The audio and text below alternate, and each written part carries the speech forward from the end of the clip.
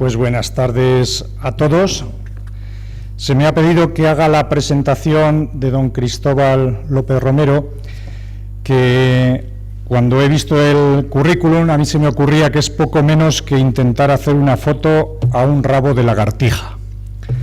Y digo porque ha sido un hombre que se ha movido mucho, siempre en el ámbito de la disposición a la Iglesia. Como él define, él trabaja para la Iglesia. El salesiano Cristóbal López Romero nació en el año 1952 en Vélez Rubio, Almería. Hizo la primera profesión el 16 de agosto del 68 en Godelleta, Valencia, y la profesión perpetua en el año 74. Posteriormente fue ordenado sacerdote el 19 de mayo del 79 en Barcelona. Parte como misionero en el año 1984. Fue inspector de Paraguay del 94 al 2000. Del 2000 al 2002 es superior de la Comunidad Salesiana de Asunción. Del 2003 al 2009, superior de la Comunidad Salesiana de Kenitra, en Marruecos.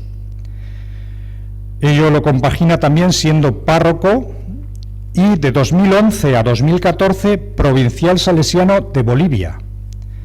De 2014 a 2018, provincial salesiano de Sevilla, en España. El Papa Francisco lo nombró en la mañana del 29 de diciembre de 2017 como nuevo arzobispo de la diócesis de Rabat. La ordenación episcopal fue el 10 de marzo de 2018 por Juan José Omeya. Desde 2018 es arzobispo de Rabat. Desde 2019, administrador apostólico de la diócesis de Tánger. Posteriormente, el 1 de septiembre de 2019, el Papa Francisco anunció que sería creado cardenal el 5 de octubre del mismo año por su amplio conocimiento tanto del mundo islámico como de las comunidades populares de la Iglesia en Latinoamérica. Desde 2019 es miembro del Colegio de Cardenales de la Iglesia Católica y desde 2020 es miembro del Consejo Pontificio para el Diálogo Interreligioso. En cuanto a su formación, es diplomado en Magisterio, licenciado en Estudios Eclesiásticos, licenciado en Ciencias de la Información. Durante su estancia en Paraguay fue presidente y fundador de la Asociación de Comunicadores Católicos de Paraguay, y en este mismo país fue también miembro del Consejo Asesor del Ministerio de Educación. En cuanto a sus convicciones, las 4 periferias que dicen que le han configurado como persona, él habla de, en primer lugar, la periferia de la migración, que vive como arzobispo de Rabat y que ha vivido desde su niñez, cuando se fue desde Almería a Barcelona. En Almería siempre fui el catalán y en Barcelona el andaluz, nos dice. También me pasó luego en Paraguay o Bolivia, lo que me hizo darme cuenta de que nuestra patria es el reino. En segundo lugar, desde la periferia de los barrios populares, pues vivió durante años en Badalona, donde ni siquiera supo lo que era una ducha hasta que se fue a estudiar con los salesianos. En tercer lugar, habla de la periferia étnica, pues estuvo junto a la población gitana de La Perona en Barcelona, el barrio más desatendido que he visto, incluyendo África, nos dice. Y en cuarto lugar, de la periferia eclesial, que es Marruecos, en donde los cristianos apenas representan el 0,08% de la población. Todas estas periferias han ido moldeando mi persona y me han enseñado a sufrir con los que sufren y a no apoyar a quienes causan el sufrimiento, señala, para luego, parafraseando a Ortega y Gasset, afirmar que yo soy yo y mis periferias, y si no las salvo a ellas, no me salvo a mí. Muchas más frases tiene y muchos más comentarios que suscitan muchas reacciones. dejamos que sea él quien hable y lo dejamos con el título de Diálogo interreligioso, fraterno y misión. Desde su experiencia, desde su vivencia, damos la palabra a don Cristóbal López Romero.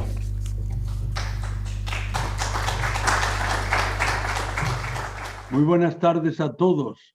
Espero que a pesar de la distancia física nos encontremos en sintonía y en comunión y sobre todo espero que se escuche bien y si se puede ver mejor. Si se puede ver, comprobaréis que no estoy solo.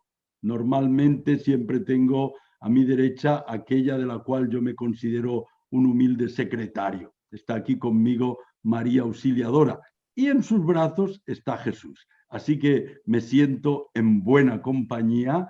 Mis amigos, tus amigos serán Jesús y María, le enseñó don Bosco a Domingo Sabio y yo intento que eso siga siendo una realidad también en mi vida.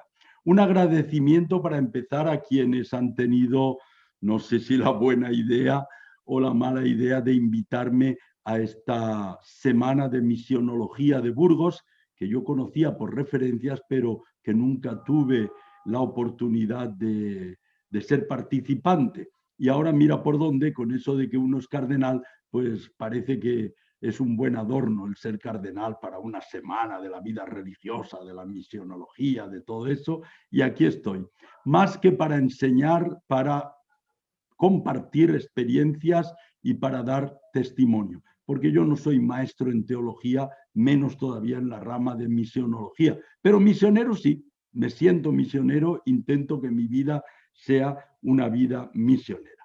Bueno, tengo que decir que el pequeño retraso en el inicio es culpa mía, porque tenía que haber enviado anteriormente el esquema que espero que todos puedan estar viendo y lo he hecho hace un cuarto de hora o 20 minutos. Así que no le pongan mala nota a la organización porque el fallo me corresponde, la responsabilidad es mía. Si os sirve ese esquemita para aburriros menos y para seguir con una cierta facilidad lo que iré diciendo, pues bienvenido sea. Si no, lo dejáis de lado. Bueno, empecemos con una introducción. Quiero empezar por una frase que me parece fundamental. El Espíritu Santo es y sigue activo en la Iglesia y en el mundo. Está y está activamente en la Iglesia y en el mundo. El que se lo crea, bien, y el que no se lo crea, peor para él. Porque si partimos de este punto, el concepto de misionología, el concepto de misionero y de misión es una cosa. Si no nos lo creemos y creemos que los misioneros con mayúsculas somos nosotros, entonces cambia todo. Pues bien, fruto de esa presencia y de esa acción del Espíritu en la Iglesia, fruto también del magisterio, que también viene del Espíritu, y de la reflexión teológica, hemos tenido en el siglo XX y en lo que llevamos del siglo XXI espléndidos frutos, el mayor de los cuales, sin ninguna duda, aunque algunos lo dudan y lo niegan, incluso entre mis colegas cardenales, es el Concilio Vaticano II. Muestra evidente de cómo el Espíritu sopla donde quiere, cuando quiere y cómo quiere. Y en todos los campos de la teología, teología bíblica, dogmática, moral, pastoral, ha habido desarrollos y nuevas comprensiones que han dejado atrás muchas de las expresiones que habían sustentado nuestro edificio teológico. Personalmente, pude vivir en mi adolescencia y mi juventud con gran alegría y con mucho gozo el desmontaje de todo el edificio sobre el que se edificó mi fe infantil y la reconstrucción del mismo edificio, de la misma fe, porque no cambia, conservando los cimientos, las columnas y las paredes maestras, pero cambiando totalmente la fachada, los tabiques, la distribución del espacio y, por supuesto, la decoración. Vivimos en la misma casa, pero ha cambiado mucho gracias a la fuerza del Espíritu a través del Concilio Vaticano II. La misionología, o misiología como otros dicen, no solo no ha sido una excepción, sino que es quizás uno de los campos teológicos en los que el cambio ha sido más notorio. Y ahí en el esquema creo que os he puesto, sí, encontráis toda una lista de documentos que para mí son espléndidos, algunos de los cuales conocí en sus orígenes, pero otros los he conocido hace 2 años, como quizá vosotros. Por ejemplo, ese de la Maximum Illud, de cuyo centenario celebrábamos hace 2 años el mes misionero extraordinario en octubre, en 2019. La leí y me quedé patidifuso, porque muchas de las intuiciones que el Concilio Vaticano II consagró y que a duras penas después de 50 años vamos repitiendo, intentando llevar a la práctica, resulta que al menos de una manera incipiente estaban ya en esa encíclica que ha cumplido los 100 años. Damos un salto al Concilio Vaticano II y en pleno concilio el Papa Pablo VI instituye el Secretariado para las Relaciones con los No Cristianos en el año 64, el mismo año que el mismo Papa publicó la Ecclesiam Suam. Yo era niño, seminarista menor en Gerona, y un salesiano se dedicó a explicarnos la Ecclesiam Suam. Reconozco que no entendíamos nada. Nos hablaba del diálogo, pero no, eso del diálogo ni se practicaba en la familia, ni se practicaba en la escuela, ni se practicaba en la política, nada que ver. Luego, más tarde, leí un chiste del famoso Mingote, en que se veía un gran hombrón con el puro en la boca, que decía, diálogo, diálogo, diálogo, ¿qué diálogo? ¿Para qué sirve eso? Si hablo con los que están de acuerdo conmigo, que somos los que tenemos la razón, pues no hace falta porque ya estamos de acuerdo. Y para hablar con los que no tienen razón no vale la pena. Bueno, irónicamente, pero expresaba muy bien lo que muchas personas a lo mejor todavía piensan, ¿no? Luego hay 2 documentos fundamentales del Concilio Vaticano II, una declaración, Nostra Aetate, cuyo número 3 dice que la Iglesia aprecia a los musulmanes y les tiene como hermanos, y que muchos obispos todavía no han leído, o al menos no dan señales de haberlo asimilado. Entonces, Nostra Aetate número 3, musulmanes, cristianos, hay que leerlo, hay que saberlo casi de memoria, ahora que hay musulmanes por todas partes. Antes, como estaban lejos, no nos importaba, pero ahora los tenemos a la puerta de la casa, si no es dentro.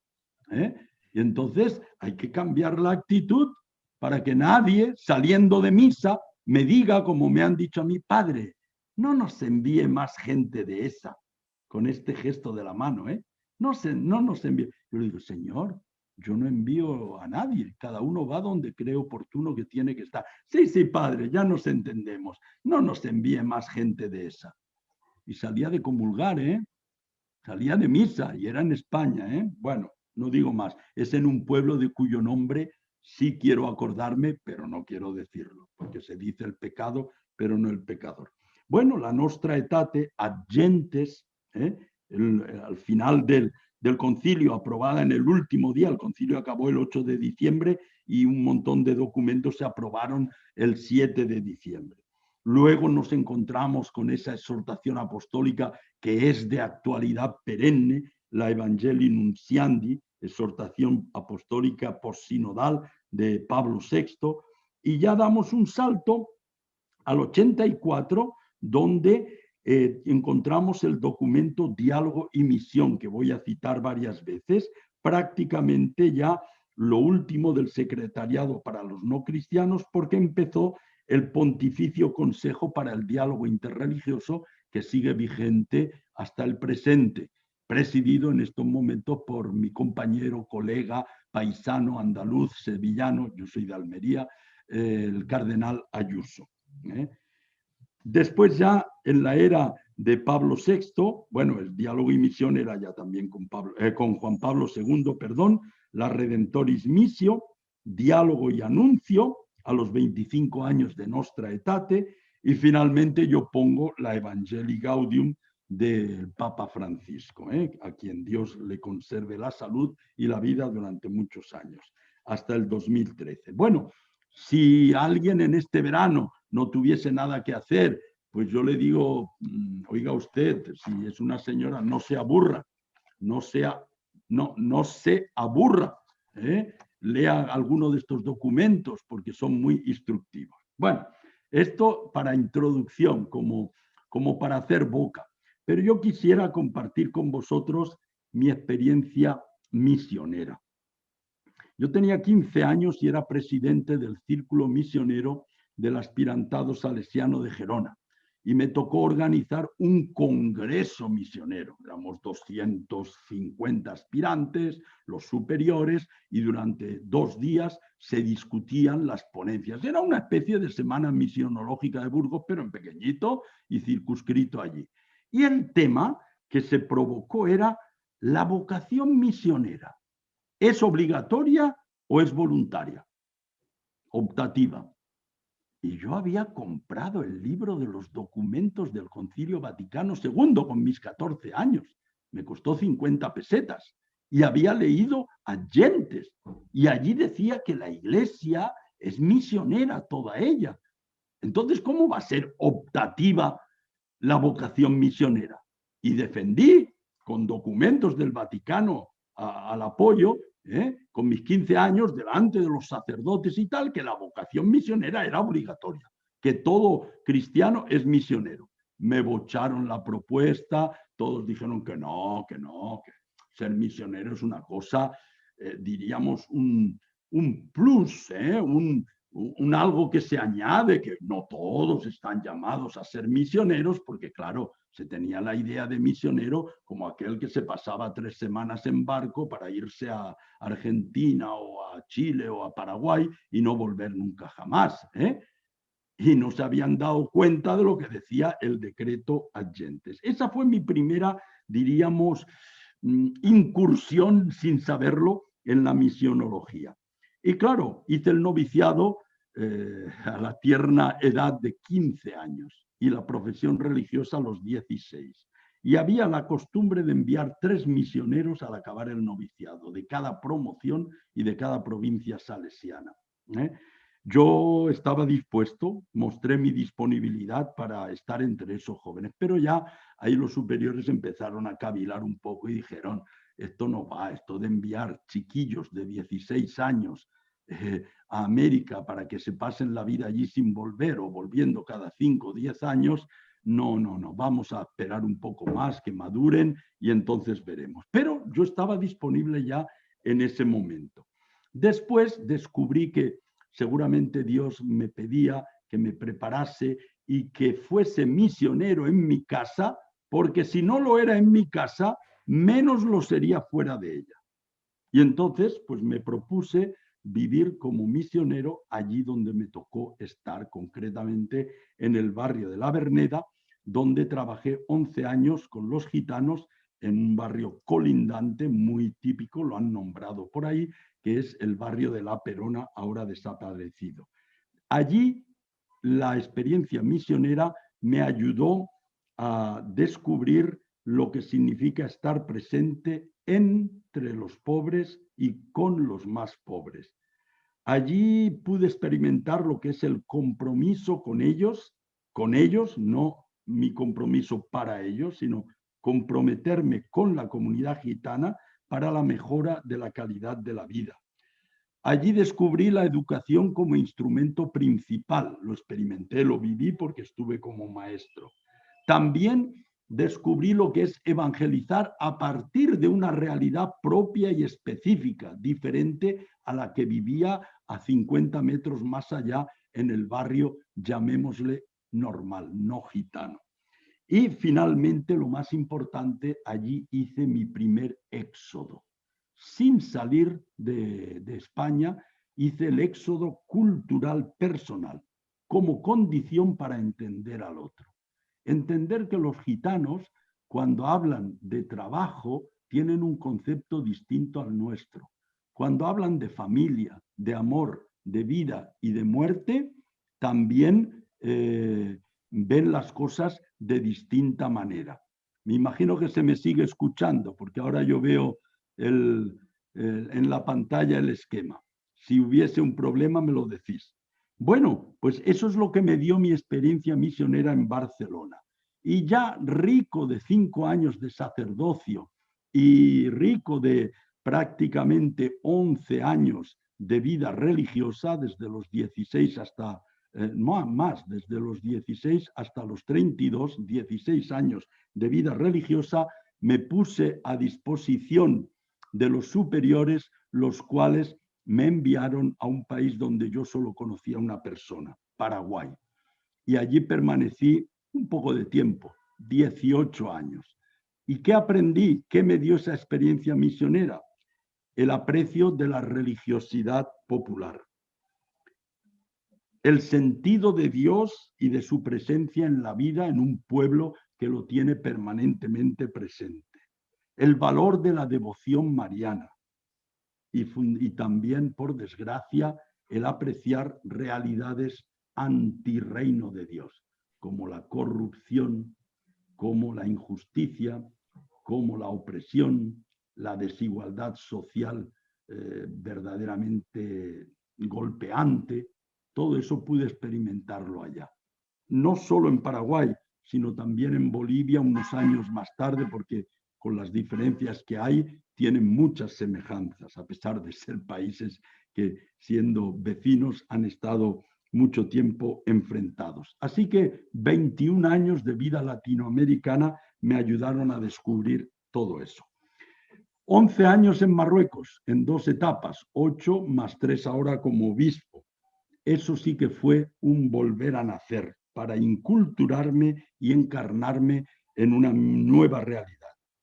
De los musulmanes he aprendido la omnipresencia de Dios, el Bismillah, en el nombre de Dios, el Inshallah, Dios quiera, el Hamdulillah, gloria a Dios, gracias a Dios, está siempre en su boca. Cuando me operaron de la vesícula me tuvieron que poner algunas inyecciones y la enfermera, cuando iba a pincharme, me decía Bismillah, cataplam. Allí iba la inyección. Para todo, para antes de comer, antes de empezar una reunión, Bismillah, en el nombre de Dios. Pues esa omnipresencia de Dios en la cual yo creía, pero otra cosa es verla encarnada en personas, otra cosa es vivirla, hacer presente hacer consciente esa presencia de Dios. Ahí también descubrí el reino como referente principal y la Iglesia como signo y sacramento del reino, como una realidad no autorreferencial. Y agradeciendo al presentador que me ha presentado tan ampliamente, tengo que corregirle en un punto, porque ha dicho que yo trabajo para la Iglesia. No, en otros tiempos puede ser que sí, yo ahora ya no trabajo para la Iglesia y no es porque sea jubilado, soy jubilado, pero yo trabajo para el reino, no trabajo para la Iglesia. Dice, ¿cómo? Un obispo y no trabaja para la Iglesia. Entonces, no, yo trabajo en Iglesia y trabajo como Iglesia que soy, pero la finalidad no es que la Iglesia engorde, que la Iglesia crezca. Lo que tiene que crecer es el reino de Dios. Si el empresario de la Iglesia, que todos sabemos quién es, considera que la Iglesia tiene que engrandecerse o tener más efectivos o tener más miembros, es cosa suya, pero no es ese el encargo que a mí se me ha dado, ni a vosotros. El encargo es que crezca el reino de Dios. Lo veremos más tarde. Buscad primeramente el reino de Dios y su justicia. No nos han dicho, buscad que la Iglesia esté en todos los países y que haya muchas capillas y que se distribuyan muchos sacramentos. No nos han dicho eso. Quizá hay que hacerlo también, pero en primer lugar, buscad el reino de Dios. Eso se lo debo a Marruecos, porque aquí, siendo tan pocos y habiendo tan poca Iglesia, uno descubre que está aquí no para administrar sacramentos, aunque lo hacemos, no para hacer cursos bíblicos, aunque los hacemos, sino para hacer que el reino de Dios crezca. También Marruecos me ha ayudado a ver el cristiano como presencia de Cristo, como testigo de la ternura de Dios, como palabra de Dios y evangelio viviente.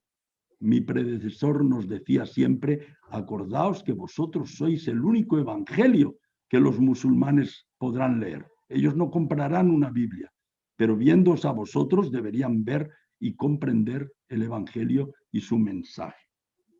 He podido aprender también la importancia y la posibilidad del diálogo islamo-cristiano que practicamos aquí y el testimonio de que musulmanes y cristianos podemos ser amigos y vivir como hermanos. Si alguien me dice que eso no es posible, yo le digo es mentira, porque yo lo he vivido. Yo tengo amigos, hermanos musulmanes que darían la vida por mí y que yo la daría por ellos. Es posible vivir como hermanos. Si un cristiano no cree que podemos vivir todos como hermanos, que se borre, que vaya a otro sitio, pero no está siendo un discípulo de Cristo. Y si alguien cree que los musulmanes tienen que ser nuestros enemigos, adversarios, concurrentes, competencia, está equivocado. Son nuestros hermanos y con ellos debemos y podemos construir juntos eso que nosotros llamamos el reino de Dios y ellos pueden llamar el mundo que Dios quiere, un mundo según la voluntad de Dios. No somos contrincantes, no somos adversarios, no somos contrarios. Todo esto me lo ha enseñado el estar en Marruecos y el vivir en esta realidad. Pero de España también he aprendido algo, ¿eh? No es que todo lo he aprendido fuera. Allí he aprendido a vivir la fe en un mundo donde la secularización es galopante, en un ambiente descristianizado o poscristiano, en un tiempo en que los agentes pastorales consagrados, religiosos, religiosas, sacerdotes, disminuyen de una forma también para muchos alarmante, pero también donde la revitalización de la vocación laical y de las espiritualidades tradicionales, ignaciana, franciscana, salesiana, etcétera, están siendo vividas por los laicos, lo que se llama la misión compartida, que es poco la misión compartida, es la vida compartida, el espíritu compartido, el carisma compartido, ¿no? Y he visto tantos laicos que se están mostrando como cristianos convencidos, misioneros en su ambiente.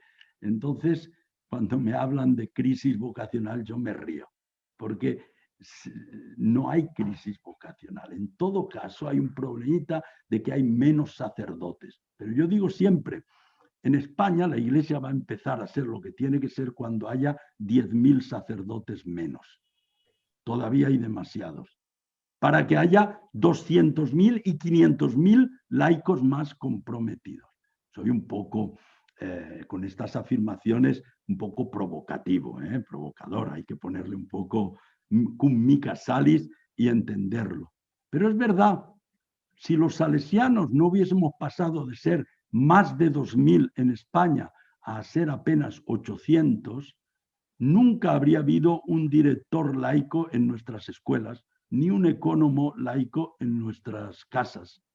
Y sin embargo los hay y son muy buenos y lo hacen mejor que nosotros porque están preparados para eso en muchos casos, ¿no? Hay de todo en todas partes cuecen habas y en mi casa a calderadas.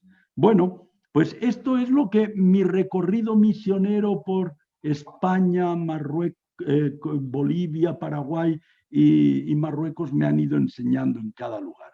Pero como no me habéis contratado para que hable de mí mismo, sino para hablar del diálogo misionero, interreligioso, fraterno, pues vamos a ir hablando de cada una de esas cosas. Vamos a hacer como los antiguos, explicatio terminorum. Empecemos por misión, que es lo que nos ha reunido aquí, Semana de Misionología.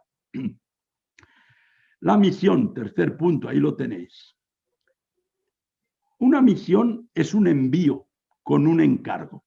Y por lo tanto, un misionero es una persona a la que se envía a alguna parte con un encargo que es la misión. Y la misión cristiana es Dios el que la ejerce.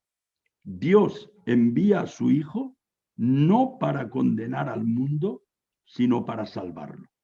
Y lo hace por amor y con amor. Entonces, si nosotros somos misioneros cristianos, pues tendremos que ir por el mismo camino. Tanto amó Dios al mundo que al llegar la plenitud de los tiempos le envió a su Hijo. Así que Cristo es el misionero por excelencia. Dios Padre envía a Jesús de Nazaret, el Cristo, para que anuncie el Evangelio y anuncie y construya el reino de Dios. La Iglesia, y el Espíritu Santo es el continuador de esa misión. El Espíritu de Dios Padre y de Jesucristo continúa vivo y activo en el mundo, llevando a término, a cabo, a cumplimiento la misión de Dios. La Iglesia, como cuerpo de Cristo, participa de la misión de Cristo el misionero y por lo tanto es misionera por excelencia. Por algo Juan Pablo II, en uno de los lemas del Domum, escribió: la Iglesia o es misionera o no es la Iglesia de Cristo. La Iglesia o es el cristiano o es misionero o no es cristiano. Todo cristiano es otro Cristo por el bautismo y por lo tanto es otro misionero que participa de la misma misión de Cristo. La misión que Cristo trajo fue anunciar, proclamar, inaugurar y construir el reino de Dios. Es decir, contribuir a hacer del mundo la casa y la familia de Dios. Cambiar el mundo para que sea el mundo que Dios quiere, el mundo que Dios soñó, un mundo según su voluntad, un mundo donde Dios reine. Y siendo que Dios es amor, su reino estará implantado allí donde reina el amor. Pero el amor nunca va solo, sino que exige ir acompañado de la justicia. Cantaba Carlos Cano: sin amor no somos nada, sin justicia somos menos. Frase bonita. Sin amor no somos nada, sin justicia somos menos. Y la justicia exige la libertad. Son buenas compañeras. Y no hay justicia si no brilla la verdad y no se respeta y promueve la vida. Y un mundo con todos estos elementos será necesariamente un mundo de paz. Entonces, paz, justicia, libertad, vida, verdad, todo encerrado en el amor. Eso es el reino de Dios. Un estilo de vida personal, familiar, comunitario, grupal, nacional, internacional, mundial, donde estos valores reinan. Si esos valores reinan, Dios reina. Y eso es el reino de Dios. Ciertamente, no lo conseguiremos nunca al 100%. Ese reino es una semilla como la mostaza, crece continuamente, pero es una red barredera donde hay peces de toda clase. Y solamente al final el bien y el mal, el trigo y la cizaña se separarán. Y es por eso que al mismo tiempo que trabajamos por el reino, decimos todos los días: venga a nosotros tu reino, rezando. Y por eso mi lema de obispo, de sacerdote no tuve, es adveniat regnum tuum, que tu reino venga, venga a nosotros tu reino. Así pues, cuando hablamos de misión, no hablamos de misiones. Las misiones ordinariamente son actividades o lugares, etc. La misión que tiene la Iglesia y que ha recibido de Cristo es construir el reino de Dios. Por eso yo no trabajo para la Iglesia, yo trabajo para el reino de Dios y espero que vosotros también y que estemos en la misma empresa, en la misma finalidad. Trabajar como iglesia, en iglesia, pero al servicio del reino de Dios. La frase es clara: buscad primero el reino de Dios y su justicia, lo demás se os dará por añadidura. El Espíritu Santo nos precede y acompaña. Él actúa y nosotros debemos facilitar su tarea. Me gusta esa idea de decir que cuando el primer misionero llega a un lugar donde nunca jamás un cristiano puso el pie, allí en esa civilización remota, en esa cultura exótica, en ese lugar desconocido, allí el Espíritu Santo estaba ya antes trabajando. Y no podemos decir que no hizo nada. Por lo tanto, la primera tarea del misionero no es barrer todo y hacer tabula rasa.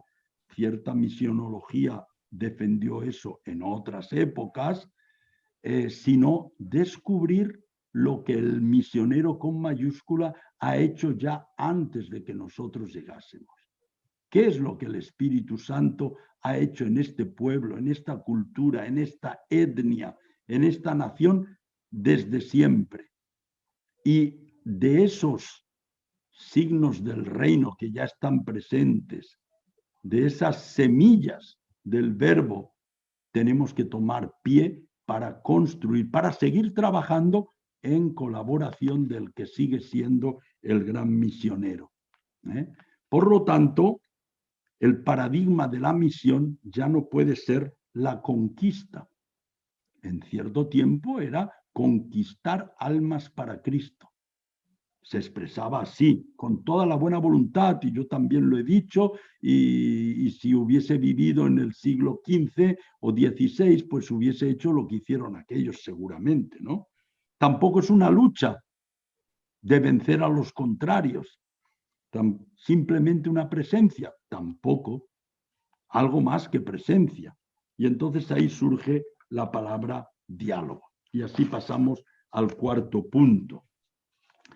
Y voy a empezar el cuarto punto para explicar la palabra diálogo con una frase que después me diréis si no es hermosa y os diré de dónde es. El diálogo es, antes que nada, un estilo de acción, una actitud y un espíritu que guía el comportamiento. Implica atención, respeto y acogida para con el otro, al que se le reconoce espacio para su identidad personal, para sus expresiones y sus valores. Tal diálogo es la norma y el estilo necesarios de toda misión cristiana y de cada una de sus partes, se trate de la simple presencia y testimonio, o del servicio, o del mismo anuncio directo. Una misión que no estuviese impregnada por el espíritu dialogal estaría contra las exigencias de la verdadera humanidad y contra las indicaciones del Evangelio. Esta frase categórica es del documento Diálogo y Misión de 1994.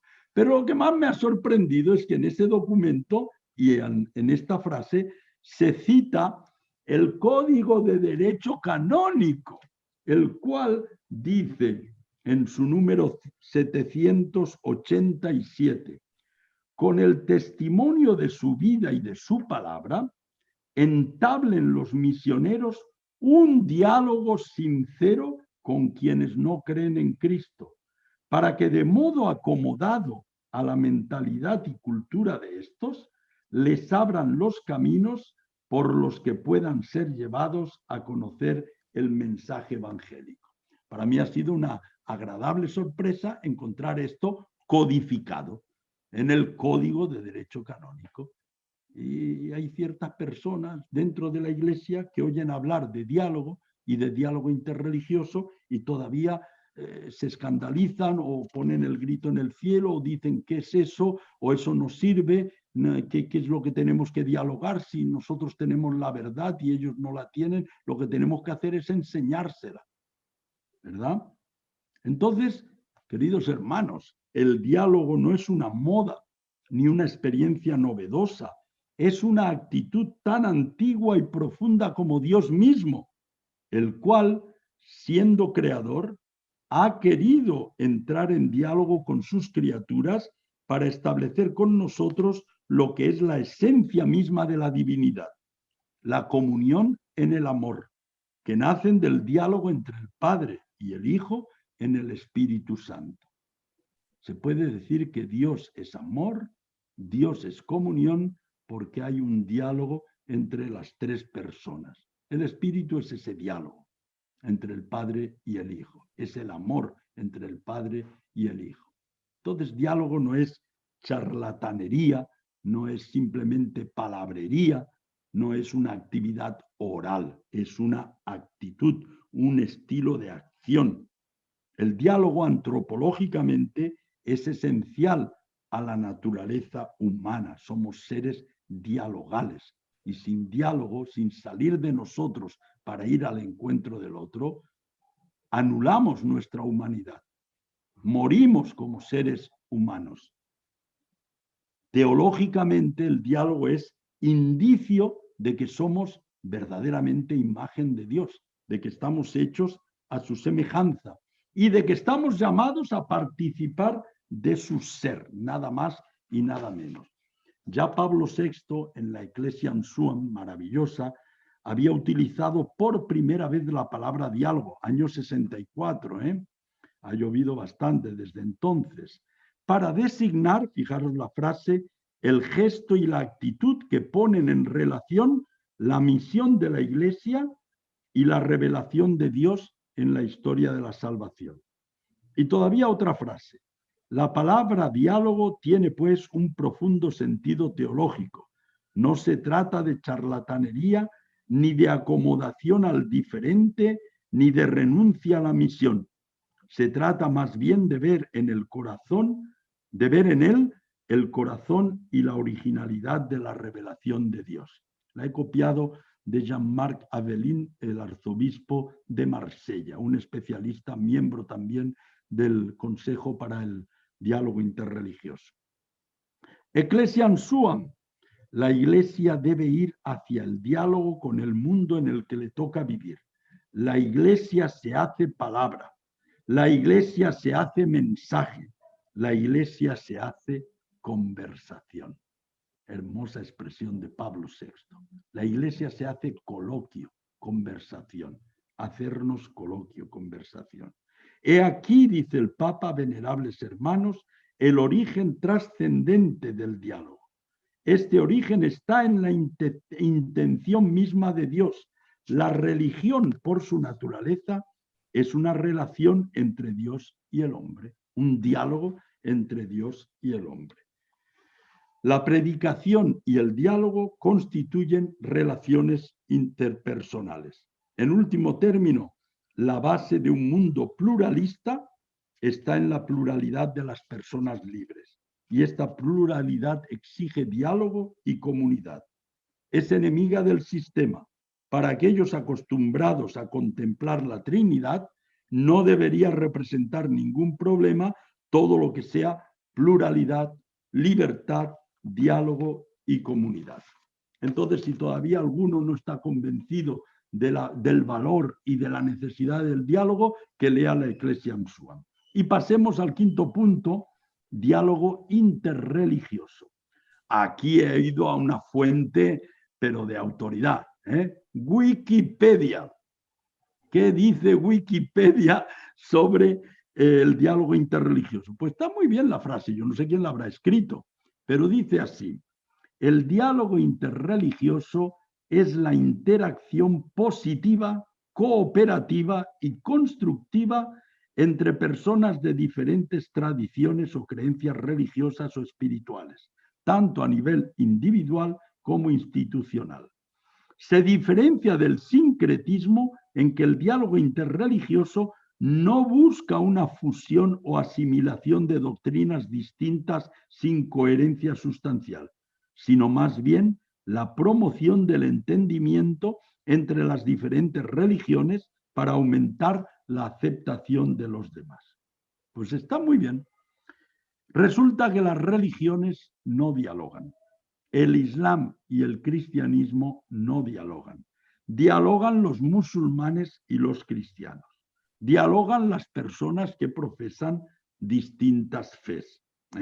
Entonces, el diálogo interreligioso se da sobre todo a nivel interpersonal, no sobre todo, exclusivamente, porque las instituciones no dialogan si no hay unas personas que las representan.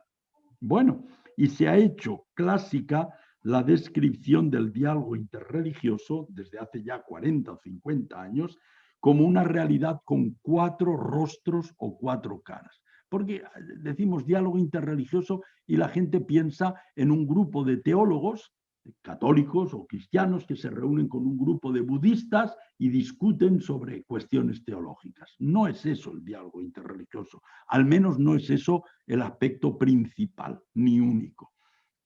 Los 4 conceptos o caras, facetas de este poliedro son el diálogo de la vida, de las obras, de la fe y de la oración.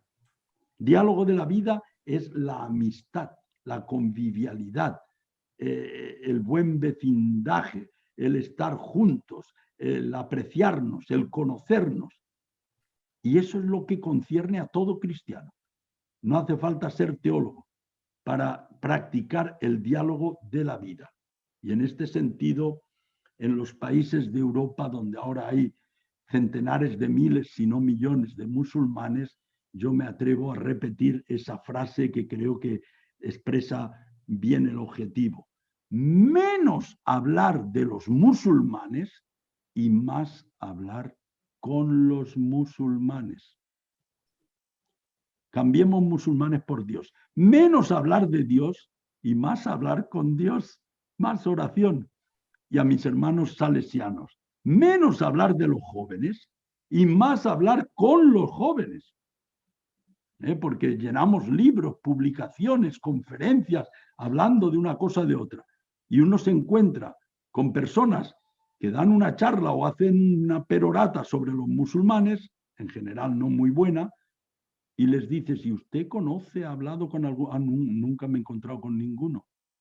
Y el que lo hace y el que tiene ese atrevimiento, ese coraje de ir hacia lo diferente y le escucha, al final dice, pero si son como nosotros, ¿y qué te esperabas? ¿Que fuesen marcianos? ¿Que fuesen extraterrestres? Claro que son como nosotros, son seres humanos, hermanos en Adán, hijos de Abraham como nosotros, y personas por las cuales Cristo ha dado la vida y su sangre.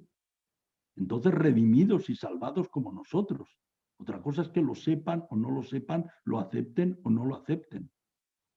Por lo tanto, el diálogo de la vida. Pero luego está el diálogo de las obras, es decir, trabajar juntos. ¿Trabajar en qué? En los derechos humanos, en la educación, en la cultura, en la salud, en la promoción de la mujer, en la abolición del trabajo infantil, en todo lo que hace que nuestro mundo sea más humano, más reino de Dios, más el mundo que Dios quiere. Y ahí coincidimos en muchas cosas. Cuando se trata de defender la vida y de oponerse al aborto en las grandes congregaciones, en las grandes reuniones mundiales de las Naciones Unidas, los que coinciden votando en contra de ciertos puntos es el Vaticano y los países musulmanes, no los países cristianos, entre comillas, España, Italia, Francia, Entonces, el diálogo de las obras. Luego está el diálogo de la fe, compartir la fe. No digo tanto la teología, aunque también la experiencia de fe. De eso hay ejemplos muy bonitos, pero ya es minoritario. Reunirse un grupo de 10, 15 personas y decir, oye, ¿y vosotros cómo rezáis? Y nosotros rezamos así. ¿Y para vosotros qué es la Cuaresma que oímos hablar? Es lo mismo que el Ramadán. Nosotros el Ramadán es tal cosa. ¿Y vosotros? ¿Y qué es el Eid el-Adha, esto que vamos a celebrar este mes, que la gente le llama la fiesta del Cordero? No, no es la fiesta del Cordero, es la fiesta del sacrificio. El sacrificio de Abraham, que iba a matar a su hijo, pero acabó matando un cordero, es cierto, ¿no? Pero es la fiesta del sacrificio. ¿Y nosotros acaso la Pascua no es la fiesta del sacrificio del cordero pascual? Entonces, ¿tiene algo que ver? ¿Y Navidad? ¿Qué es Navidad para vosotros? ¿Y para vosotros qué es Laila al-Qadr, la noche del descendimiento del Corán? Para vosotros Dios se hizo libro, para nosotros Dios se hizo carne. Pues todo eso es diálogo interreligioso, pero ya a un nivel, diríamos, no digo de especialistas, pero sí de personas que tienen el interés y la capacidad de compartir su fe, de expresar lo que sienten y lo que viven. Y finalmente está el diálogo de la mística, de la oración, rezar juntos. Vida, obras, fe, oración. Todo eso es diálogo interreligioso y en este caso yo lo aplico todo y mi experiencia es de diálogo islamo-cristiano.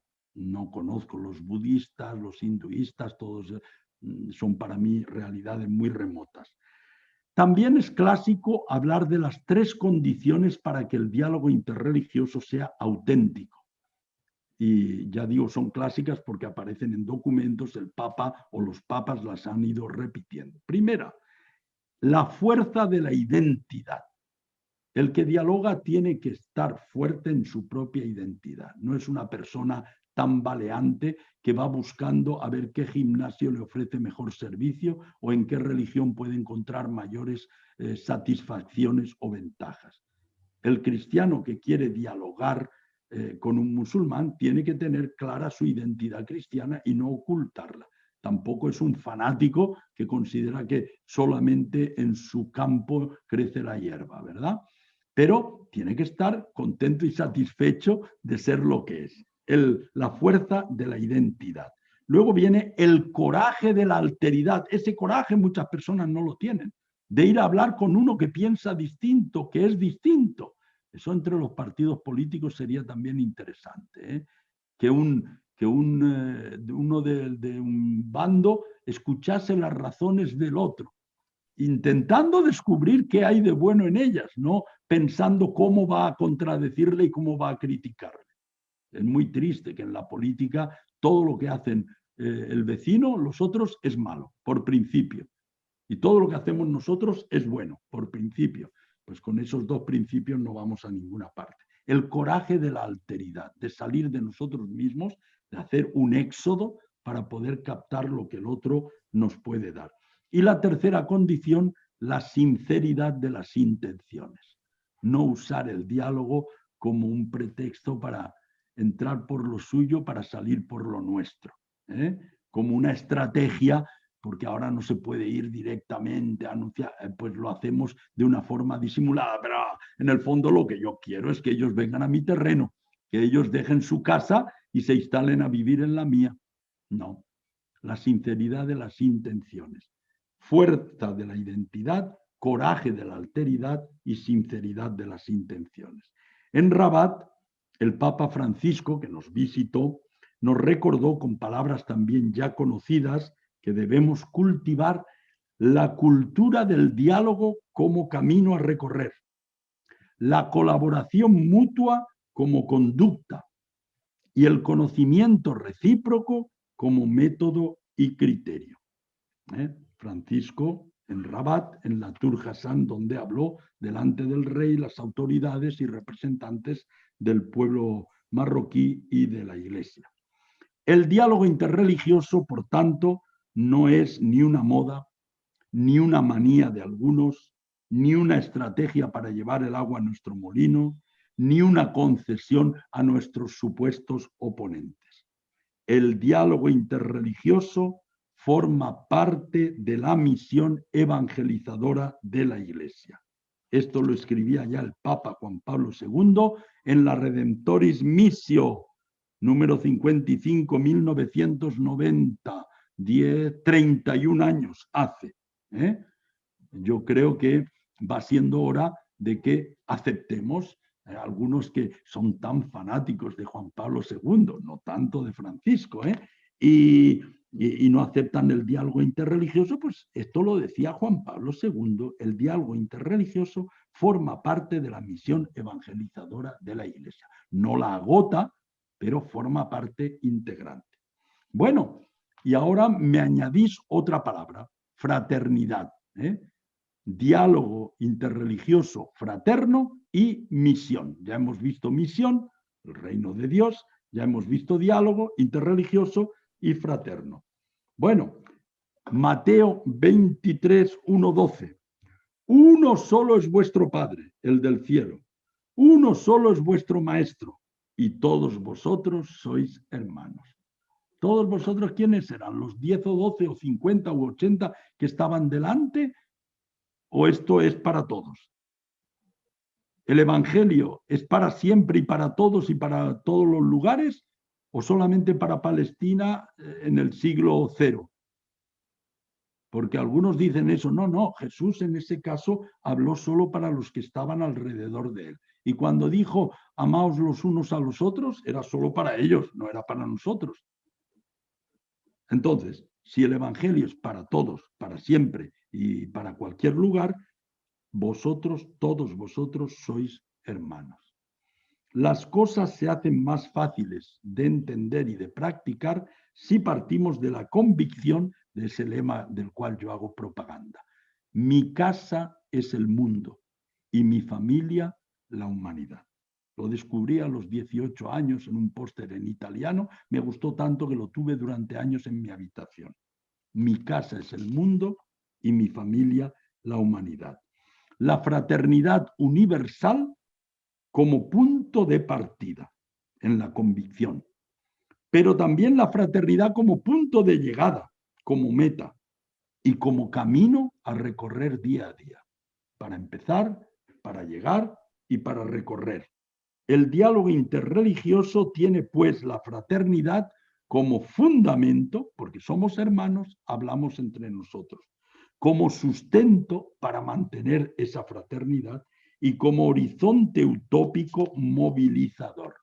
Horizonte utópico, nunca lo alcanzamos del todo, pero nos mantiene en movimiento.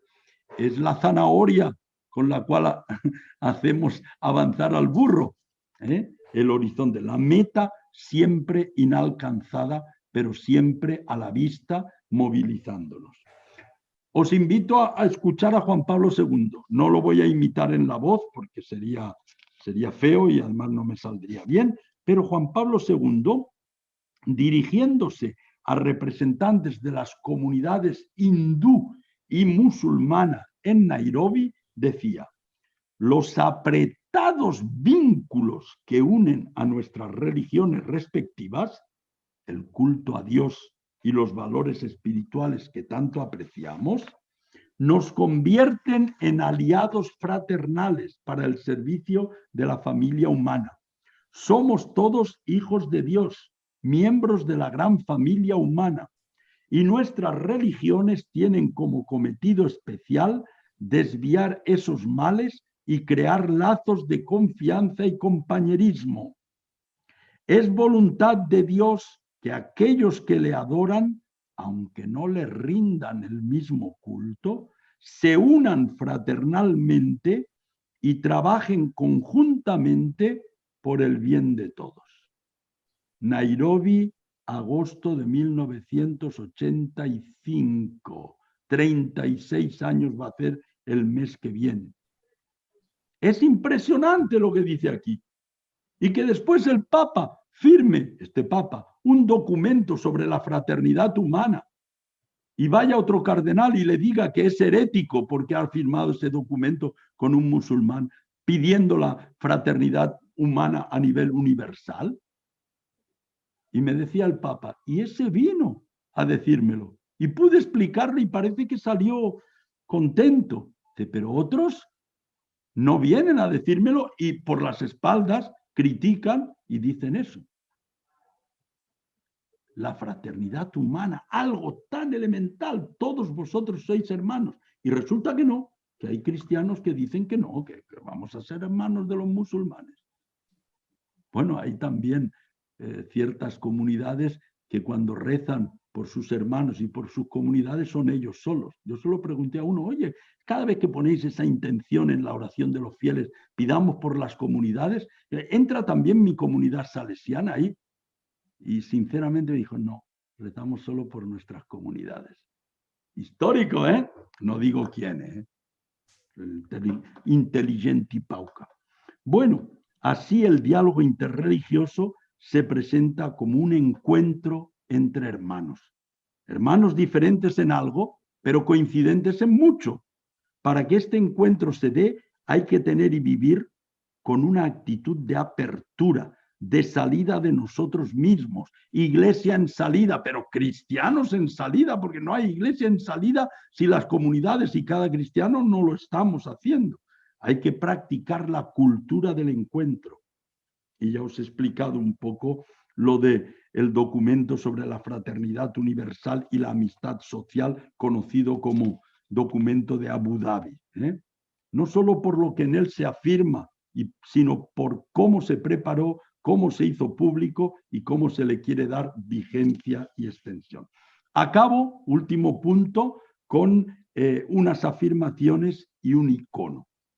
La misión de Cristo y la nuestra, hemos visto, es anunciar y construir el reino de Dios, un reino de amor y de fraternidad. Y el diálogo interreligioso es ya un ejercicio y un cumplimiento de dicha misión.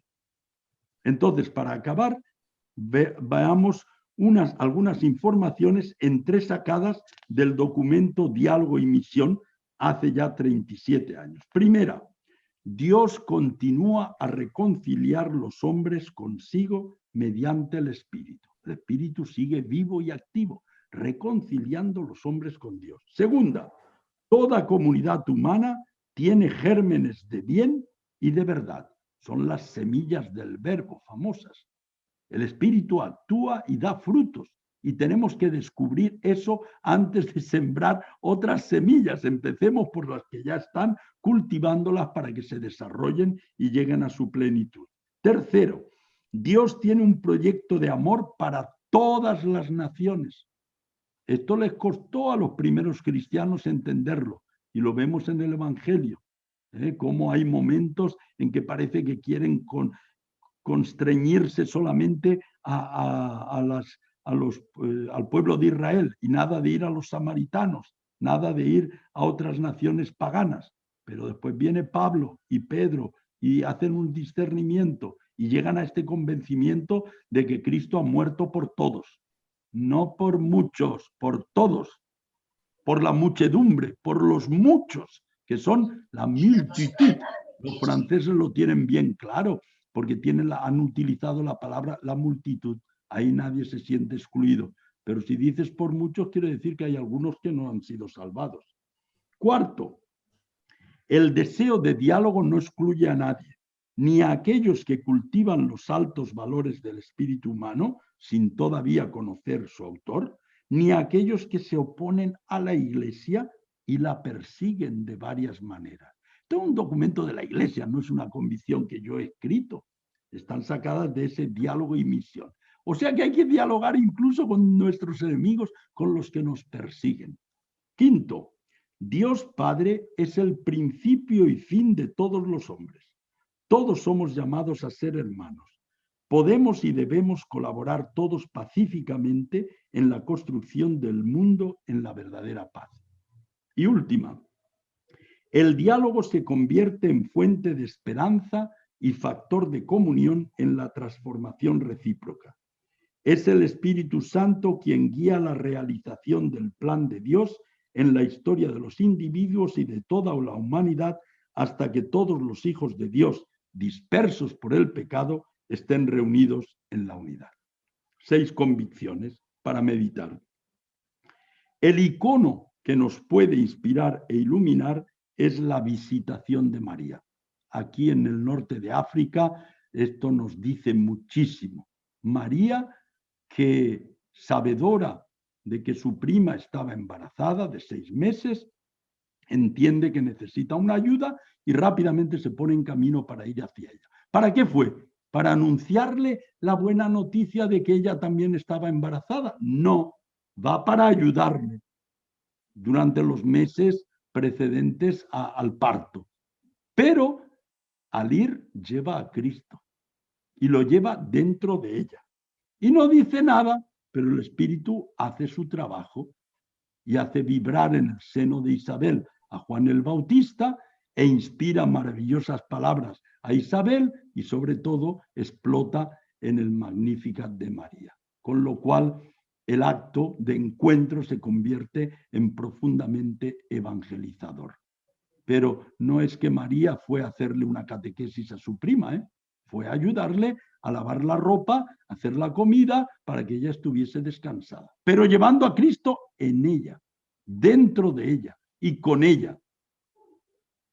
María, que enterada de la situación de su prima, sale presurosa y por propia iniciativa a encontrarla.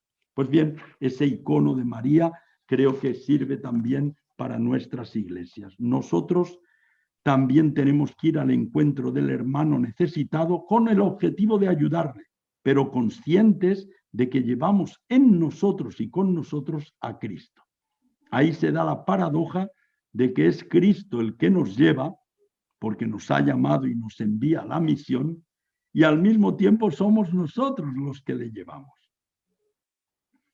Yo me llamo Cristóbal e intento ser Cristóbal, es decir, portador de Cristo. Y vosotros seguramente no os llamáis Cristóbal, pero también tenéis que ser portadores de Cristo, como María, o por lo menos como el burro del Domingo de Ramos, que se llamaba Cristóbal porque llevó a Cristo, fue portador de Cristo. Seamos María, seamos burros del Domingo de Ramos, seamos todos Cristóbal, portadores de Cristo. Muchas gracias.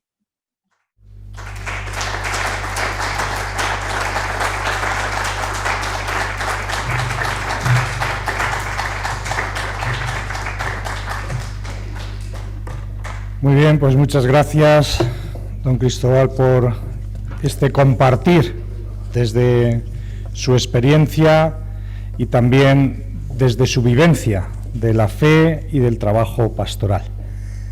Abrimos ahora el turno para poder también aclarar algunas de las cosas que haya dicho, poder profundizar en ellas, algunas inquietudes que pueda haber. Damos primero el turno a los participantes que están siguiéndonos desde casa, por informática, por telemática. Si hay alguna mano presente. Pues si Coria Cáceres ha pedido, tenéis la palabra. Vale. Hola, muy buenas tardes a todos. Muchísimas gracias, don Cristóbal, por su conferencia. Estoy total y absolutamente de acuerdo en todo lo que ha dicho, pero lo que le voy a... Sí, básicamente sí, pero lo que le voy a comentar es una cuestión un poco personal quizás, porque he vivido varios años en Mozambique y ahora mismo en el norte del país llevan casi 3 años de guerra con ataques yihadistas. Se está sufriendo muchísimo. Y los que dicen ser cristianos pues son atacados, son muertos, está habiendo una persecución muy grande, hay un montón de desplazados desde Cabo Delgado hacia Nampula y bajando más hacia el sur, y la verdad es que está costando muchísimo poder establecer un diálogo interreligioso porque el diálogo no vale la pena. Entonces, a mí me gustaría, pues de alguna manera están pasando muchísimas cosas muy desagradables, muy dolorosas, y a mí me gustaría que bajo su prisma y con lo que básicamente yo digo que estoy de acuerdo con usted, pues pudiera darme un poco de luz para poder transmitir. Muchas gracias.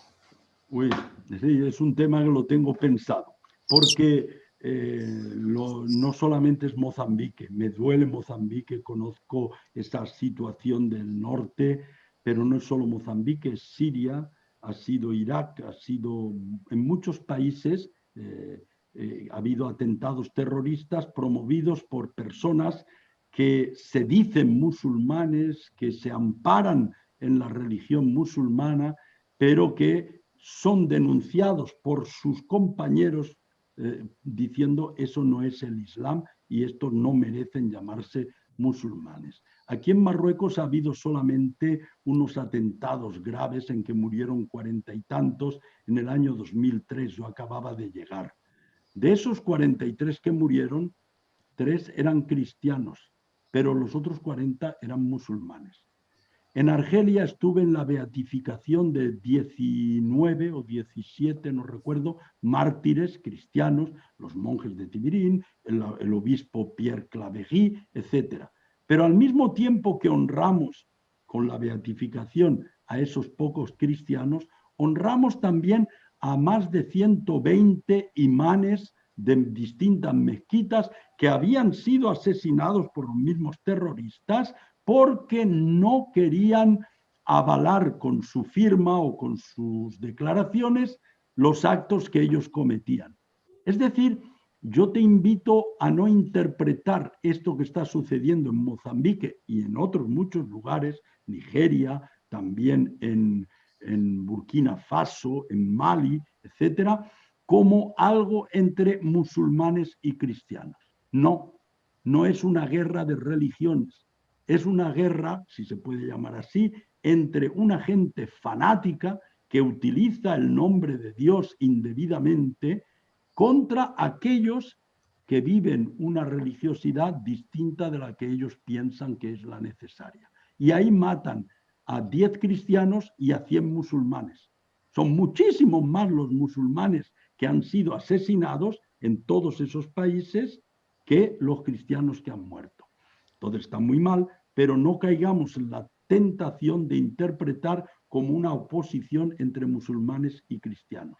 Cada vez que en Francia o en España ha habido algún atentado que han muerto algunas personas y los que los han ejecutado, los terroristas, han sido esos que invocan a Alá, que Dios es grande, a mí me llueven las manifestaciones de musulmanes que lamentan el hecho, que repudian el hecho, que están contra ello.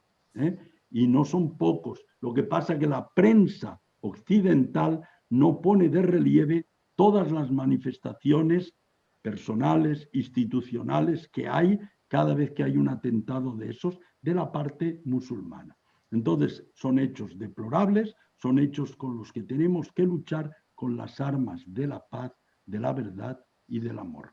Y tenemos que unirnos precisamente, dialogar con aquellos que acepten dialogar para evitar que se llegue a esos extremos, para contrarrestar el fanatismo que hay de una parte y a veces de otra también. El Papa ha dicho en alguna ocasión en los aviones cuando vuelve que fanáticos hay en todas las religiones, aunque no todos son igualmente violentos, ¿verdad? Entonces, no es que hay musulmanes que matan a cristianos. Hay fanáticos que se amparan en una fe, en una religión, para matar a todos los que no están de acuerdo con ellos, sean musulmanes y cristianos o cristianos. Y estadísticamente son muchísimos más los musulmanes que han perdido la vida en Irak, en Siria, en Malí, en Burkina Faso, en Nigeria, en Mozambique no conozco el caso, ahí puede ser que sean cristianos, la mayoría, pero no es ese el problema. Y por eso que el diálogo interreligioso es el medio para combatir, contrarrestar todo fanatismo, para salir de esa situación en que haya personas que puedan ampararse, apoyarse en el nombre de Dios para matar a su hermano. Eso es una blasfemia. Y eso lo dice el Papa y Ahmed Al-Tayeb en el documento de la fraternidad humana. Nunca más utilizar el nombre de Dios para matar a nadie.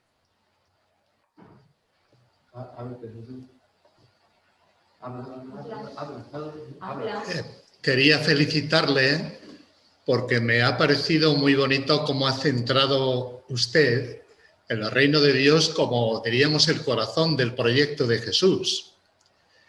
Y yo creo que hace falta una revolución también del lenguaje dentro de la misma teología, de la eclesiología, porque a veces quizás el lenguaje del Código de Derecho Canónico predomina sobre todo lo que debería ser ese proyecto de conversión del reino de Dios, de fraternidad universal. Y a veces el diálogo no solamente es difícil con los que son de otras religiones y de otras culturas.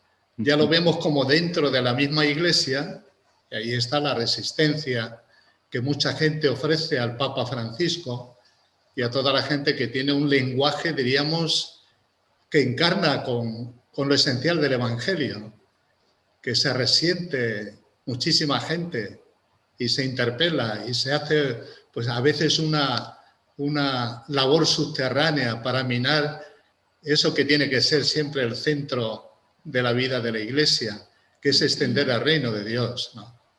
Yo creo que hace falta una revolución para que palabras claves, conceptos claves, sean como el abecedario en la catequesis, en la predicación y en los mismos documentos de la Iglesia, porque a veces nos perdemos dentro de una selva. Pero enhorabuena porque usted lo ha dicho clarísimo. Gracias. El diálogo no es fácil, empezando por la familia, empezando por la pareja, en una comunidad religiosa. El coraje de la alteridad, el desafío de salir de mí mismo para escuchar al otro con la buena intención y la sinceridad de querer conocerle, comprenderle, aceptarle, eso es una tarea difícil. No sé si puedo decir que va contra nuestra naturaleza, pero para mí es una demostración de la existencia del pecado original. Ahí está el pecado, el origen de los pecados, porque no nos sale espontáneo. Es más espontánea la violencia que la paz. Es más espontáneo el egoísmo que la generosidad. La generosidad, el ser pacífico, el dialogar, se aprende. Se aprende. ¿Cómo se aprende a hablar una lengua? A veces sin darte cuenta cuando eres pequeño, pero ya cuando somos mayorcitos se aplica aquello de loro viejo no habla. Y a mí me está costando el árabe, Dios y ayuda, y no estoy saliendo adelante, ¿eh? Entonces, el diálogo también, si no se aprende en la familia, en la escuela, de pequeño, el diálogo como actitud de apertura al otro, pues no es algo que salga espontáneo. Así que es una tarea. Es don y tarea, don y conquista.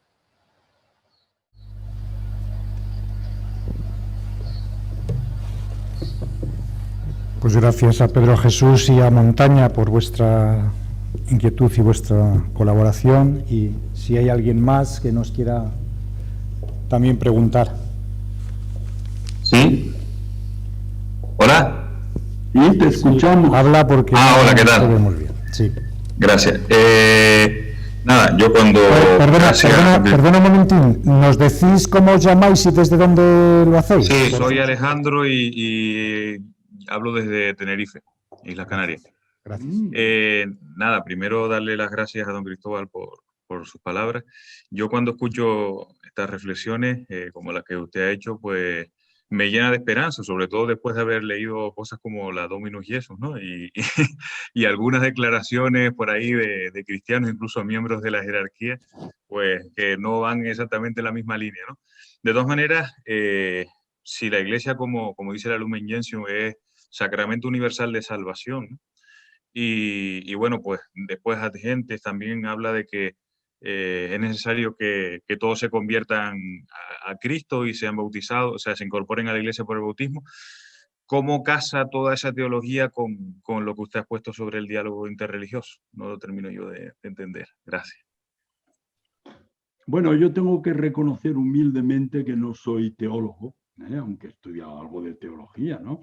Pero ese es el problema de entender qué significa que todos debemos encontrarnos en Cristo. ¿Qué significa estar en la Iglesia? ¿Y cuáles son las fronteras de la Iglesia? Antes alguien ha dicho que hay que reformular o elegir el vocabulario que utilizamos en la eclesiología, en la cristología. Sí, hay que rehacer todo eso. No en el sentido de que va a cambiar nuestra fe, sino en la expresión de manera que sea inteligible para el mundo de hoy y que sea verdaderamente inclusiva. Porque por un lado sabemos que Dios quiere que todos los hombres se salven y lleguen al conocimiento de la verdad. Por otro lado sabemos que Cristo es el único mediador de esa salvación. Pero ¿esa salvación solamente a través de la Iglesia puede llegar? Antes mandábamos a los niños no bautizados al limbo. ¿Por qué no estaban bautizados? Después yo creo que la Iglesia ha evolucionado en eso y hay otras formulaciones. Entonces, es verdad que se necesita una reflexión teológica que conjugue bien todo esto que yo he dicho con la mediación única de Cristo. Y hay gente que ya la ha hecho con mayor o menor éxito. yo no me atrevo ahora a decirte aquí porque sería pretencioso de mi parte. Así que invito a todos a seguir investigando y a seguir profundizando en ese punto. Cómo todo lo que hemos dicho del reino de Dios, de la Iglesia como sacramento, pero que no se identifica con el reino. La Iglesia es sacramento universal del reino de Dios, pero no es el reino de Dios. Entonces, cómo todo eso se compagina con la universalidad de la mediación de Jesucristo. Así que me disculpas que no te dé una respuesta más profunda, más exacta. Doctores tiene la Iglesia y yo no soy doctor.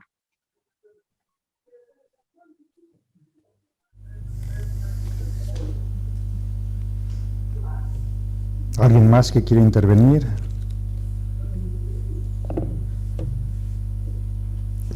Pues de la sala, los que estamos en la sala, los que queráis, pasamos el micrófono. Ricardo. Sí.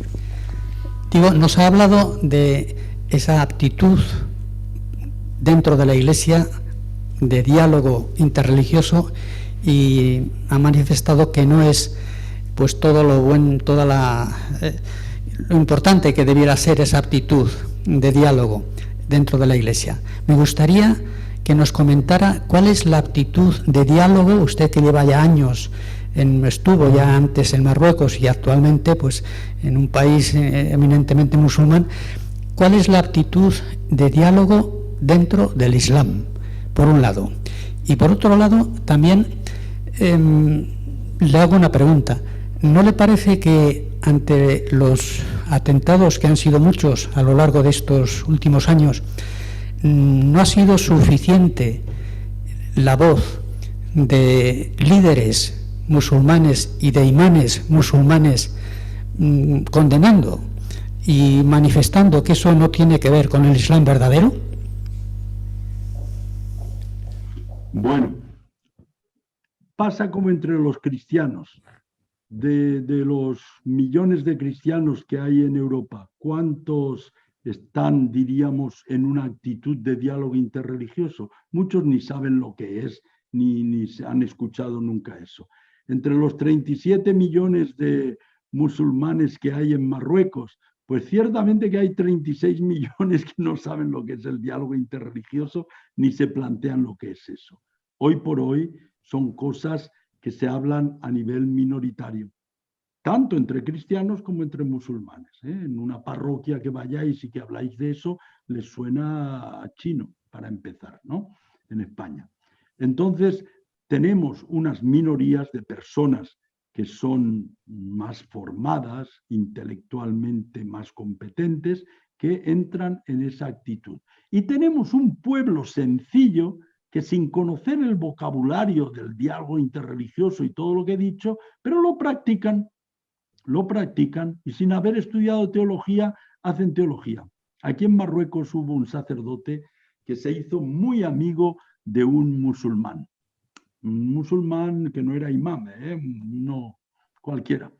Y se hicieron muy amigos.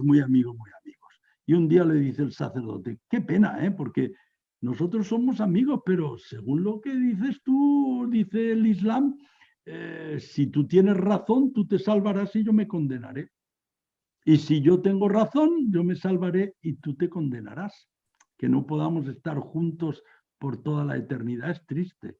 Y el musulmán le dijo, no es así. Dice, porque si yo me salvo, dice, yo te cogeré de la mano y entrarás conmigo. Bueno, hizo una teología sencilla, ¿verdad?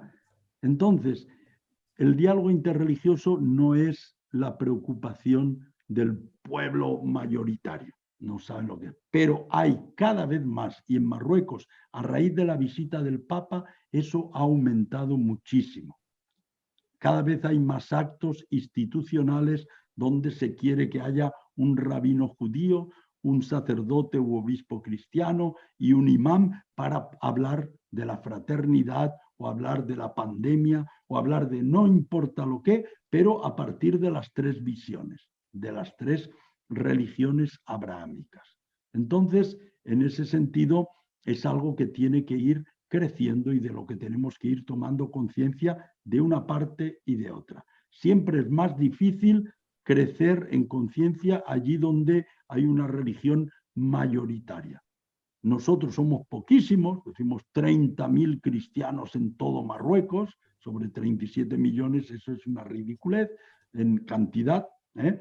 Y entonces estamos muy sensibilizados. Los musulmanes no necesitan, es que no saben a veces ni que existimos los cristianos, casi, no conocen, porque no estamos en todas partes. La segunda parte, yo ya he dicho que, por desgracia, la prensa, los medios de comunicación no ponen el altavoz para amplificar las voces que se elevan dentro de la comunidad musulmana, protestando, rechazando y diciendo basta ya a los atentados que se hacen invocando a Alá. Pero son muchos los que han firmado, son muchos los que se han manifestado. Pero eso no sale en nuestros periódicos, eso no sale en nuestros telediarios de España. Es un poco una de las esclavitudes que tenemos en la comunicación, que no es una comunicación constructiva al 100%, ni al 30% tampoco, ¿no? Pero créanme que en el mundo musulmán rechazan esos atentados. Entre 37 millones de musulmanes que hay en Marruecos, yo puedo asegurar que por lo menos hay 36.500.000 que son moderados, pacíficos, que están abiertos a lo que Dios les pide con respeto de todos los demás. Pero nadie puede impedir lastimosamente que haya 100, 1.000 o 50.000 locos, fanáticos, que interpretan mal la fe y la religión y que utilizan el nombre de Dios. Por eso la educación es el camino, el diálogo es el camino para evitar la fanatización. Pero hay un rechazo de todo eso que sucede y no reconocen ellos como musulmanes a quienes atentan contra la vida. El Corán dice que el que mata a una persona mata a la humanidad y el que salva a una persona salva a la humanidad. Gracias por la charla, que creo... Perdón, dinos el nombre. Creo que es interesante, muy bueno lo que ha dicho sobre este tema de que tenemos que abrirnos. Pero hace unos días, hace ya meses, el Papa tuvo un encuentro muy interesante en Ur de Caldea, con el padre de todos, cristianos, musulmanes y demás. Y al poco tiempo, hace poco, hemos escuchado el hecho de Ismael, es decir, cómo el mismo Abraham echa a Ismael de su propia casa. Quiere decir esto que hay cuestiones muy profundas en la religiosidad nuestra, en los principios religiosos, que a lo mejor tenemos que revisar para leer de otra manera y llegar precisamente a ese diálogo común que nos daría a nosotros lo que puede ser lo que Cristo quiso dejarnos a nosotros. Por eso esa claridad me ha parecido fenomenal, pero hay toda esta serie de hechos fundamentales que nos van separando cada día más. ¿No has dicho quién eres y de dónde eres? Sí, soy Julio Yagüe, de aquí de Burgos. Ah, bueno, me suena eso de Julio Yagüe. Sí, estuve ya haciendo el curso del Islam. Que empezó ayer el seminario de islamología. Ayer por la tarde, 10, 12 personas han empezado aquí en Rabat un seminario de islamología. Son, creo que todos cristianos, protestantes y católicos, pero hay algún musulmán, para profundizar en lo que es el Islam. Dura 10 días. Hago la propaganda ya para el año que viene, porque este año es tarde, siempre en el mes de julio. No de Julio Yagüe, sino en el mes de julio antes que agosto. Y eso se hace en francés, así que por lo menos hay que entender bien el francés para no aburrirse en los cursos. Entonces, es cierto, hay que reinterpretar. ¿Acaso el cristianismo no ha reinterpretado todo el Antiguo Testamento a la luz de Cristo? Nosotros no somos judíos, y si vamos a tomar el Antiguo Testamento al pie de la letra, hay muchas cosas que no van con la fe cristiana, otras que son maravillosas, ¿verdad? Pero todo lo hemos visto como una preparación, un encaminamiento hacia la plenitud en Cristo. También los musulmanes tienen pendiente la tarea que podríamos llamar de hermenéutica, de crítica histórica y de muchas otras cosas, lingüística, etcétera, etcétera.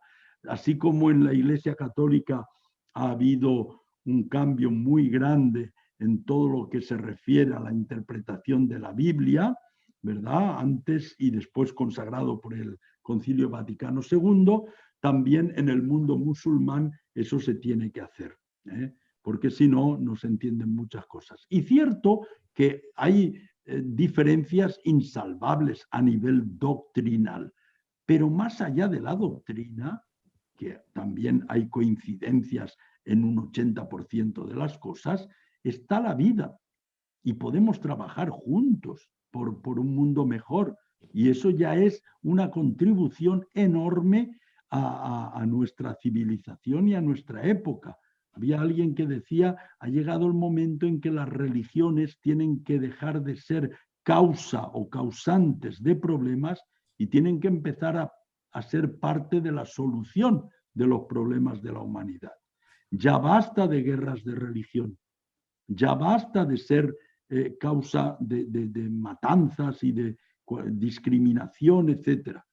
Tenemos que empezar a ser artesanos de la paz, tenemos que ser defensores de la libertad, tenemos que ser promotores de la justicia, todos, unos y otros, y juntos podemos conseguir algo. Musulmanes y cristianos solos ya somos 3.000 millones, la mitad de la humanidad y quizá más de la mitad. Pues tenemos la mitad más uno, podemos votar. Lo que pasa es que entre nosotros tampoco estamos de acuerdo, ya empezando por los mismos cristianos, etcétera, ¿no?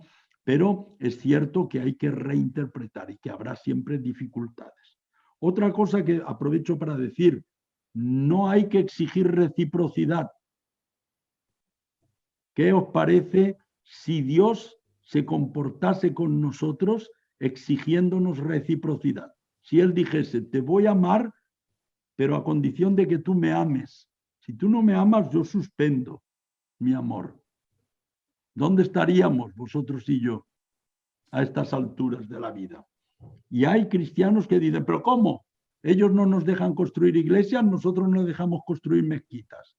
Ellos no nos respetan, nosotros no les respetamos. Nosotros tenemos que amar como Dios nos ama. Primereando, que dice el Papa. Es decir, dando el primer paso.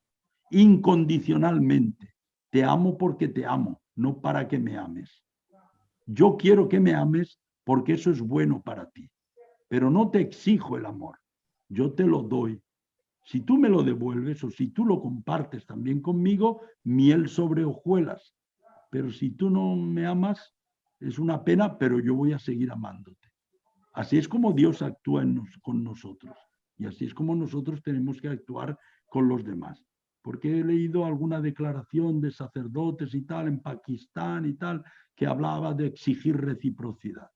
La reciprocidad se desea, se puede pedir, porque le hace bien al otro, no porque yo la necesito. Dios no espera nuestro amor porque Él lo necesite si Él es el amor. Pero Él quiere que le amemos porque el amor que nosotros le damos nos hace bien a nosotros. A Él no le hace nada. Él no necesita nuestro amor, pero nosotros necesitamos amar a Dios. Nos hace bien, nos construye. Entonces, nada de exigir reciprocidad. Amor gratuito. La Iglesia en Marruecos encarna la gratuidad de Dios. Nosotros no estamos aquí porque vayamos a sacar vocaciones, como las congregaciones que van a ciertos países de África, a Bolivia, a Paraguay, porque allí hay vocaciones. Van a sacar vocaciones. no van a ayudar al país. Pero tienen que disimular y algo hacen, claro. Nosotros estamos aquí en Marruecos sabiendo que no vamos a tener más clientela, que no vamos a aumentar en número. Normalmente, si Dios quiere, sí. No estamos aquí para eso. Estamos para amar, para ser testigos del amor que Dios tiene a los musulmanes, para ser testigos de la ternura con que Dios trata a todos los pueblos. Si ellos se dan cuenta, qué maravilla. Si ellos reaccionan devolviendo y pagando con la misma moneda, qué maravilla. Y si no, seguiremos haciendo lo mismo. Cultivo la rosa blanca en julio como en enero, para el amigo sincero que me da su mano franca. Y para el cruel que me arranca el corazón con que vivo, cardo ni oruga cultivo. Cultivo la rosa blanca. Nada de exigir reciprocidad, gratuidad como Dios. Nada de exigir reciprocidad, gratuidad como Dios.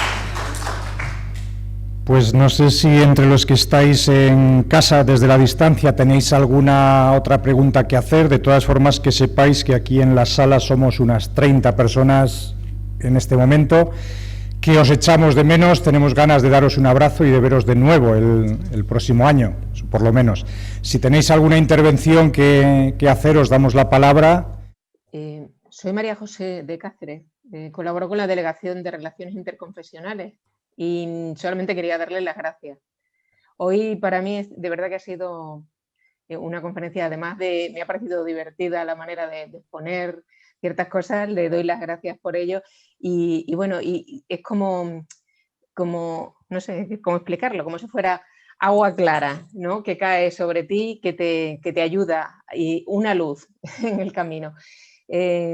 Solamente es eso, dar las gracias, porque a veces vemos también en instituciones a niveles un poco más eclesiástico y tal, pues que ciertas actitudes pues con cierto recelo siempre detrás del diálogo con musulmanes, ¿no? Entonces, pues no, nada, que me ha encantado y muchísimas gracias.